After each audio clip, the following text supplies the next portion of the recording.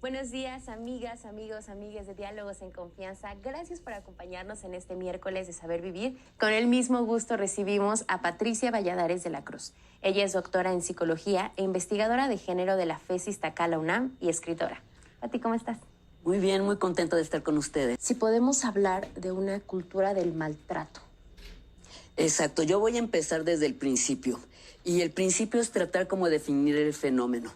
Y hablarle a las cosas por su nombre, porque cuando uno dice maltrato es como, bueno, hay maltrato, y una palabra más fuerte es decir violencia. Violencia es un problema social complejísimo que depende de muchos factores, y de esos factores implican primero factores culturales, sociopolíticos, etcétera, donde tradicionalmente la violencia ha sido una forma de resolver problemas en la historia de la humanidad. Y resolver problemas es cómo se enfrentan a disturbios políticos, sociales, familiares. Y lo que hacen los estudios de la paz es descubrir que esta forma de resolver problemas por medio de la violencia es cuando no se tienen otras formas para solucionar problemas. Entonces, empezando por la definición, violencia son las conductas hechas con la intención de causar algún tipo de daño. Y ese daño puede ser físico, psicológico, social, familiar. Y este daño se causa porque siempre hay una relación de poder donde alguien tiene más poder, ya sea político, social, de género, etcétera, y para controlar a los otros usa formas violentas de maltrato para obtener sus intereses. Eso quiere decir que la violencia en los humanos ha sido históricamente fomentada, prohijada, etcétera, etcétera, de tal manera que en el lenguaje tenemos muchas frases para tratar de justificar ese uso de la violencia.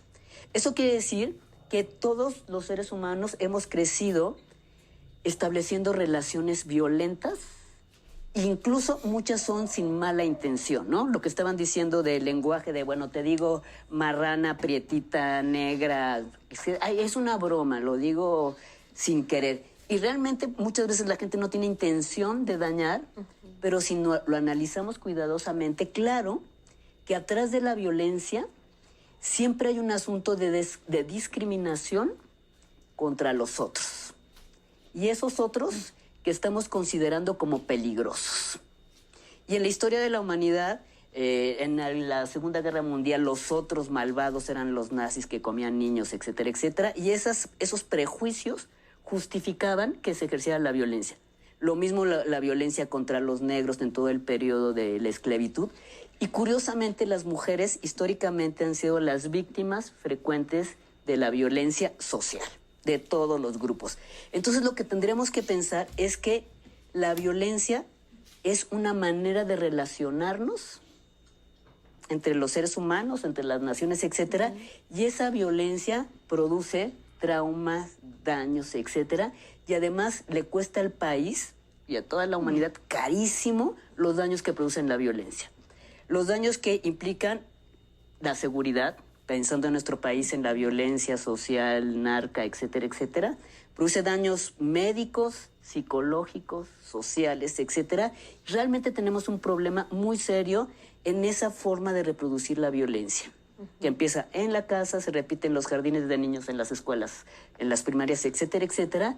Y literalmente, si salimos a la calle, vamos a ver que todos y todas somos sujetas de diferentes formas de violencia, y uno literalmente nada más se va moviendo para ver cómo sobrevive, cómo se enfrenta esa violencia de la manera Más llevadera. más llevadera. ¿Qué otros tipos de maltrato hay? Justamente para responderle a Alex y a Vero que nos preguntaban. Y fíjense, qué curioso. Justamente ahora estoy haciendo una capacitación para prevenir el maltrato en toda la UNAM. Y es muy curioso porque yo siempre empiezo con una pregunta, y la pregunta es, ¿qué tan violentos son los mexicanos? Y la respuesta de las encuestas es 9, 10, ¿no? Simplemente prendemos la televisión, vemos los noticieros y decimos, es espantoso. Después cambió la pregunta, ¿qué tan violentos son? 9. ¿Qué tan violentos somos los mexicanos? Y entonces cambia la respuesta, 7. Y la siguiente pregunta es, ¿qué tan violento eres tú? 3. No, pues no. Entonces, qué curioso, ¿no? Todos vemos la violencia, pero la violencia siempre es algo que ejercen los otros. Y nosotros nos vivimos como las víctimas de ese maltrato. Y cuando nos vemos en un espejo decimos, no, ¿qué hace que si pues solo que seas hijo de Gandhi o algo así que eres maltratador 3, ¿no? Eso quiere decir, otra vez, que el maltrato es una forma relacional, cultural, política, etcétera, etcétera. Pero este maltrato, el problema es que lo podemos mirar cuando es maltrato físico. Y otra, gracias al feminismo, es que se abrió el camino para analizar qué era lo que pasaba con las mujeres, que era el grupo más maltratado históricamente, ¿no? Entonces, el maltrato físico solo es el 30% del maltrato que ocurre. El maltrato emocional, que significa humillar, comparar, criticar, etcétera, ocurre en el 90% de las parejas. Y datos del INEGI, el 60% de los niños de este país, niños y niñas, han sido criados a partir del maltrato. Y después, si seguimos investigando, ¿cuántos niños y niñas han sido buleados? Y ahora tenemos la palabra bullying en las primarias, el 80%. Y esta conducta se va a repetir en el trabajo, etcétera, etcétera. ¿Quién hace ese maltrato? ¿Los otros? No, nosotros también, como una estrategia que no miramos porque no es físico, no es emocional, pero si le vamos poniendo es económico. Claro. Twitter es... Pati, te voy a interrumpir. Sí, vamos a ir a una pausa. Decir que... Gracias por continuar con nosotros aquí en Diálogos en Confianza, en miércoles de Saber Vivir. Y hoy nuestro tema es no permitas el maltrato. Y Pati, te interrumpimos para dejar enganchado al público. Exacto, me dejaste con Twitter con y Twitter. El circo romano. Pero déjame regresarme otra vez, porque en México tenemos un instrumento maravilloso que es la Ley General de Acceso a las Mujeres a una Vida Libre de Violencia, que es un producto universitario con la Cámara de Diputados, que hizo una investigadora famosísima, Marcela Lagarde, con un equipo grandísimo de investigadoras. En esa ley dice que en nuestro país hay diferentes formas de maltrato. Y el maltrato es un delito, etcétera, etcétera, de acuerdo al daño que se provoca, etcétera. Entonces, en esa ley dice, número 1 es el maltrato físico, 30%. Maltrato psicoemocional, que ocurre con el 80-90% de las relaciones. Pero también existe el maltrato económico y la violencia implica por hacer o dejar de hacer, que tiene que ver con el maltrato que ocurre en las familias, por ejemplo, el maltrato económico que si dan el gasto, que no dan el gasto, que el gasto depende si el proveedor está de acuerdo con lo que hiciste y si no te castiga con el dinero. Pero ese maltrato también existe en lo laboral, que es pagarle a las mujeres menos de lo que ganan por el mismo trabajo, por ejemplo, ¿no? O someterlos no solo a las mujeres, a condiciones violentas de trabajo. Y en el trabajo también existe el acoso laboral a cambio o por medio de la coerción sexual y demás, ¿no? Además del económico, el siguiente maltrato que existe es patrimonial, que tiene que ver con el uso y el control de los bienes que se producen en una unidad familiar, por ejemplo, ¿no? Por eso no es de extrañar que en el mundo solo el 1% de las mujeres son dueñas de la tierra, o sea, de su casa, etcétera. ¿Por qué? Porque hay una serie de arreglos económicos donde literalmente, si ustedes van al registro de la propiedad, solo el 1% en el mundo, ¿sí? Luego, por ahí alguien había dicho, el otro maltrato que hay, fíjense que cómo se reproducen las instituciones es obstétrico. Lo que pasa en los hospitales, ustedes vayan a un hospital, a la sala de partos, y qué es lo que les pasa. Por ejemplo, las chicas que se embarazan muy jóvenes y entonces los doctores y las enfermeras les dicen unas cosas horrendas. O el otro tipo de maltrato que tiene que ver con esterilizaciones forzadas, por ejemplo, en poblaciones indígenas depauperadas o de migrantes. Entonces, imagínense cuántas formas de maltrato. Y el otro maltrato es el que ocurre en las redes sociales, que también ya es un delito, y hemos visto muchos casos como la Ley Olimpia, donde implica que un grupo de personas escondidas en el anonimato aprovechan para agredir, y lo que ocurre es un discurso de odio.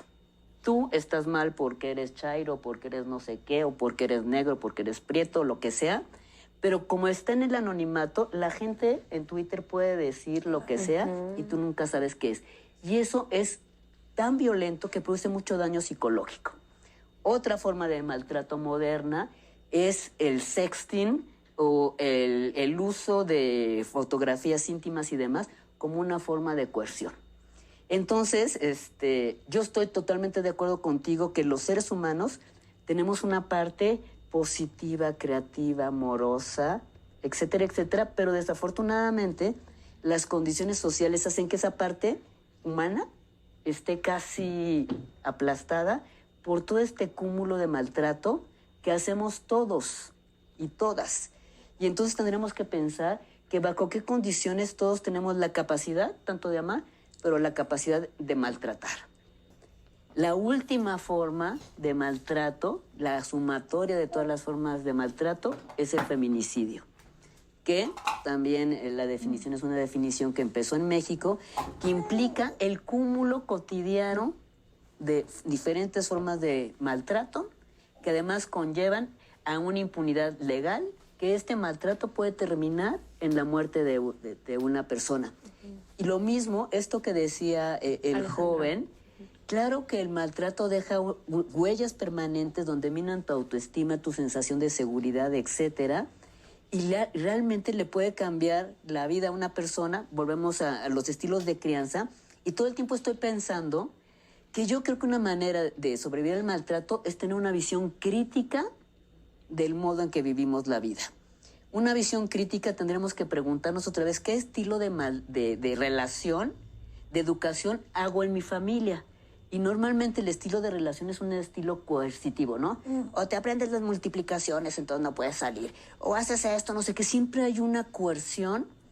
No hay un trato democrático de tenemos que limpiar la casa y entonces aquí te toca esto, ¿tú qué quieres hacer? Si no haces esto, entonces te van a pasar todas las tragedias del mundo. Otro estilo de coerción de los padres es, y tú eres el peor de todos, el más burro, O las comparaciones. O las comparaciones destructivas. Entonces lo que tenemos que hacer es pensar críticamente cómo nos relacionamos.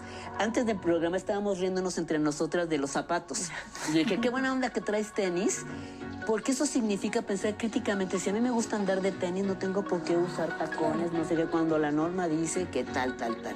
Esa manera de ver el mundo críticamente también pasa en la televisión. Vemos la noticia del violador de niños y en vez de montarnos en la onda de vamos a matarlo, castrarlo, no sé qué tal que eso se convierta en una plática familiar? ¿Qué piensas, pequeño? Imagínate qué te suena eso de violación de menores, qué sientes, qué puede pasar. Pero el antídoto contra el maltrato es la escucha empática. ¿A ti qué te está pasando? Y otras me van a cortar. Porque la escucha empática es lo que vamos a tratar en el próximo bloque. Sí, no se vayan. Renunciar a la búsqueda de poder como una antesala para poder conectar con el buen trato. Y tú lo mencionabas, Pati, antes de que fuéramos a la pausa. Ya que me mandaras al corte y entonces... Y tú decías, la escucha empática, que creo que es uno de los ingredientes vitales, ¿no? Uh-huh. Fíjense qué interesante, porque hablando de construir, porque es muy difícil, suena muy complicado tratar de reparar lo que nos pasó en la infancia, ¿no? Sin embargo, no es tan complicado. Yo creo que el meollo del asunto, que en esta posición crítica es, ¿nos gusta vivir en maltrato, en estas cifras horrorosas? Verbo gustar, absolutamente no. Tenemos un problema social grave que nos causa mucho dolor. Y a los humanos no nos gusta el dolor, nos gusta la otra parte, el apapacho, el cuidado, etc. Y entonces, el meollo del asunto es cómo aquí y ahora nos ocupamos de restaurar este tejido social y personal, aquí y ahora. Y volviendo al violentómetro, estaba pensando que criticamos si el otro me está violentando o no sé qué, o yo estoy violentando, pero lo que no decimos es qué tanto me trato yo con buen trato a mí mismo. Y entonces dice el violentómetro, insultos, humillaciones, críticas destructivas, comparaciones. Dice, yo me trato así, y sucede que sí. Quizás muchas veces el peor enemigo somos nosotros mismos, son nuestros pensamientos. Un poco lo decías tú en el corte, es como si dejáramos al maltratador, a la mamá maltratante, al papá abusivo, etcétera, al jefe, y lo traemos en el cerebro, siguiéndonos torturando, cuando habita en nuestro cerebro, en nuestro cuerpo y demás. Entonces yo creo que para empezar, la primera regla sería literalmente, como un entrenamiento, es tratarnos bien a nosotros mismos. Si yo empiezo a criticarme, ¿por qué? A ver, momentito, dímelo en bonito. Y es como una autodisciplina que nos va a acercar con las virtudes del buen trato, del apapacho, de la amabilidad, etcétera. Y segunda cosa, si somos conscientes, otra vez estamos viendo la televisión, viendo cosas, a ver, ¿qué vamos a hacer en esta familia? En vez de tratar de conquistar al mundo, de conquistar, depredar poder, ¿qué tal que nos volvemos amigos del mundo, del planeta y de nosotros? ¿Qué tal que realmente las familias son el espacio de seguridad y aprecio que antes teníamos eso, ¿no? Sí. Uno llegaba a su casa y dices, bueno, me fue como en feria, pero llego a mi casa y aquí voy a encontrar un remanso de paz. Bueno, no es así, pero sí lo podemos construir cada día si nos hacemos cargo. No le echamos la culpa al del frente ni al vecino, sino, a ver, ¿yo qué voy a poner ahorita en esta unidad familiar, social, relacional, para que yo por lo pronto, yo lo que le doy al mundo es amabilidad, dirían los filósofos budistas, amabilidad y contento. Literalmente, la amabilidad es una herramienta, el paso número 1 de la empatía. Y eso significa sonreírles a las personas, saludar a... Simplemente dices, qué buena onda, me sonrió. Eso como un estilo de vida nos va abriendo el camino para la empatía y la compasión. Es decir, vivir con los otros, literalmente, y puede sonar muy New Age, como si fuéramos hermanos, como gente que te importa. Sí. Entonces suena así, ay, la fraternidad. Es el meollo del asunto es que tú y yo somos más iguales que diferentes. Quiero agradecerles a los tres por toda la información que aportaron. Y a manera de conclusión, una frase con la que debemos cerrar la plática. A ver, Pati, empezamos contigo. Diría que el buen trato salva. Nos salva a nosotros y nos salva a los humanos. Apostemos por el buen trato. Muchas gracias. Así es, Diálogos en Confianza está en todas las plataformas. El tema del próximo miércoles, cantamos al amor y al desamor, va a ser un gran tema. No se lo pierdan. Sigan en la señal del 11.